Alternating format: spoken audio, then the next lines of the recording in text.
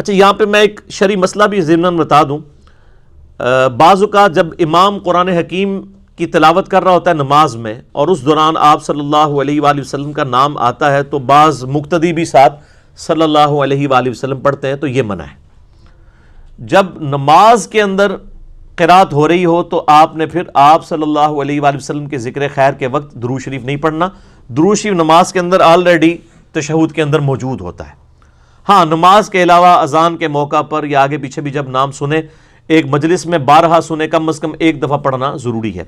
درود شریف کے حوالے سے میں نے ڈیٹیل 2 گھنٹے کا لیکچر ریکارڈ کروا دیا ہے، مسئلہ نمبر 56 درود و سلام کے صحیح فضائل اور صحیح احکام و مسائل. میں نے آلموسٹ درود شریف کے حوالے سے جتنی کنٹروورشل چیزیں ہیں وہ سب کی سب اس میں الحمدللہ ڈسکس کر دی تھی. ربیع الاول کے مہینے کے اندر ہی وہ ریکارڈنگ ہوئی تھی. بنو قریظہ کے واقعے کی تفصیل بتا دیں جس میں یہودیوں کا قتل عام کیا گیا نبی علیہ الصلوۃ والسلام کے حکم پر. دیکھیں یہ بڑا کنٹروورشل ایشو ہے، کافروں کی طرف سے بھی اٹھایا گیا، خصوصاً جب وہ اے پی ایس کے اوپر حملہ ہوا تھا پشاور میں، اس وقت بھی یہ ایشو اٹھایا گیا تھا. اور جن لوگوں نے یہ کیا انہوں نے پلی لی تھی وہ بنو قریظہ والے واقعے سے، حالانکہ وہ تو کافروں کے ساتھ تھا اور وہ معاملہ بھی بالکل ڈیفرنٹ تھا. میرا یوٹیوب کے اوپر ایک کلپ ہے غزوہ خندق سے ریلیٹڈ، آپ لکھیں غزوہ خندق انجینئر محمد علی مرزا، اس میں نے ڈیٹیل سے بتایا تھا. یہ واقعہ بخاری مسلم دونوں میں آتا ہے. سورۃ الاحزاب کے اندر بھی اس کا ذکر اشارتاً موجود ہے کہ وہ جو تم قتل کرتے تھے وہ اللہ تعالیٰ کی اجازت سے تھا.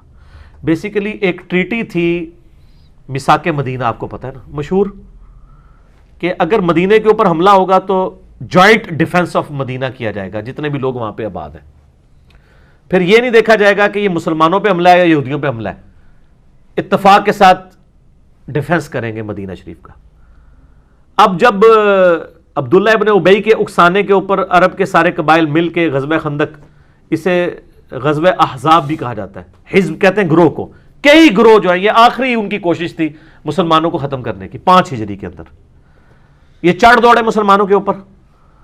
اب مسلمانوں کے پاس ڈیفنس کے لیے تھا کہ مسلمانوں کی بیک سائڈ کے اوپر تو پتھریلے پہاڑ تھے، وہاں سے تو حملہ ہو ہی نہیں سکتا تھا کیونکہ کوئی ایئر اٹیک تو ہو نہیں سکتا تھا، اور ان پہاڑوں کے اوپر وہ چٹیل پہاڑوں کے اوپر گھوڑے تو چڑھ نہیں سکتے.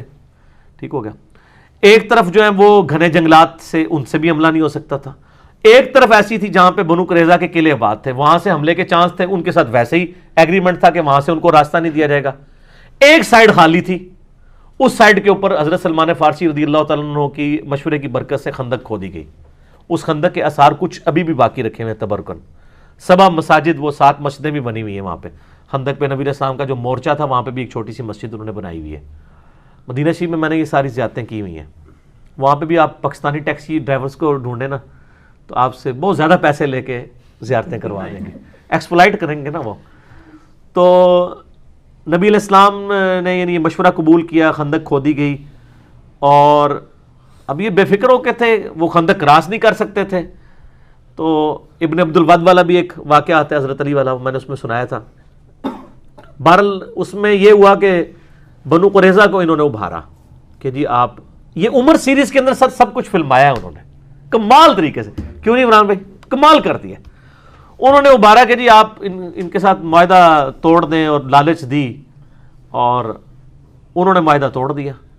اب پیس ٹریٹی تھا، ڈیفنس آف مدینہ تھا، توڑا تو اس قسم انہوں نے تو مسلمانوں کے قتل کا فتویٰ جاری کر دیا نا ایک قسم کا، کہ اگر مسلمان بے فکر ہو کے بیٹھے ہوئے ہیں، وہیں سے حملہ ہوتا ہے تو مسلمان جو مارے جاتے ہیں وہ خون کس کے سر کے اوپر ہوتا.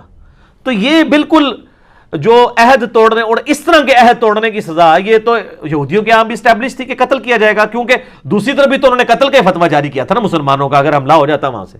وہ تو اللہ تعالیٰ نے وحی کے ذریعے بتا دیا.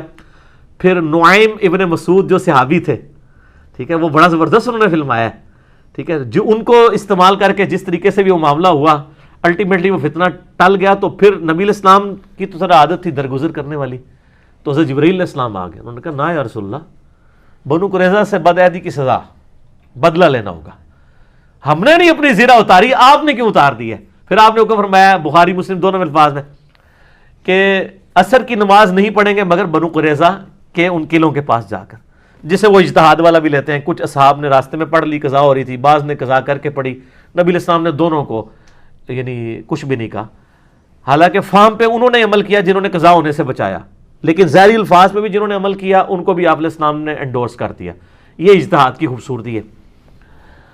تو وہ پھر اس کے مقابلے پر ان کو پھر قتل کیا گیا تھا. اس میں یعنی جن بچوں کے زیر ناف بال اگے ہوئے تھے ان کو قتل کیا گیا تھا, عورتوں کو قیدی بنایا گیا تھا, جن کے نہیں اگے ہوئے تھے ان کو یعنی بچے تھے چھوڑ دیا گیا, یعنی وہ ینگ شمار کیے جاتے تھے نا, بالغ لوگ قتل کیے گئے تھے. اور وہ ان کو بدعہدی کی سزا تورات کے حساب سے ملی تھی, کیونکہ انہوں نے سعد ابن معاذ کو کہا تھا کہ یہ فیصلہ کریں گے. تو سعد ابن معاذ نے جو فیصلہ کیا, بخاری مسلم الفاظ ہیں, اللہ نے عرش کے اوپر کیا. اگر نبی علیہ السلام نے فیصلہ کرواتے نا تو غزوہ بدر کی قیدیوں کی طرح یہ بھی چھوڑ دیے جاتے. تو انہوں نے خود ہی فیصلہ مانا. تو سعد ابن معاذ نے کہا ہم وہی فیصلہ کریں گے جو تورات کے اندر موجود ہے بدعہدی کی سزا کا. خود یہودیوں کے ساتھ نہیں ہوا کہ جب انہوں نے اللہ کے ساتھ بدعہدی کی تھی, کہ جب قرآن پاک میں آتا ہے اور ان کی بھی اپنی وہ پوری آپ کو میتھولوجی میں مل جائے گا کہ جب حضرت موسیٰ علیہ السلام چلے گئے کوہ طور پہ, انہوں نے بچڑے کو خدا بنا لیا تو 70,000 یہودی ایک دن میں قتل کیے گئے تھے. قرآن میں ذکر آتا ہے نا اپنے آپ کو قتل کرو, تو وہ اپنے اپنے قبیلے کے لوگوں نے اپنے ان لوگوں کو جو مرتد ہوئے تھے قتل کیا تھا. تو یہ بھی بدعہدی والا معاملہ تھا, اس میں کوئی ظلم نہیں ہوا تھا. اور اس میں ایک صحابی بھی ہیں جو کہتے ہیں میں اس وقت بچہ تھا تو میں چھوڑ دیا گیا تھا, بعد میں مسلمان ہو گئے, صحابی بن گئے. جو بچے تھے پھر اکثر لوگوں نے اسلام بھی قبول کر لیا تھا. تو یہ اس کے پیچھے ساری سٹوری تھی. وہ قتل عام نہیں تھا, وہ بدعہدی کی سزا تھی. وہ نہ بدعہدی کرتے, انہوں نے اپنی سزا خود اپنے لیے چوز کی تھی. ٹھیک ہو گیا.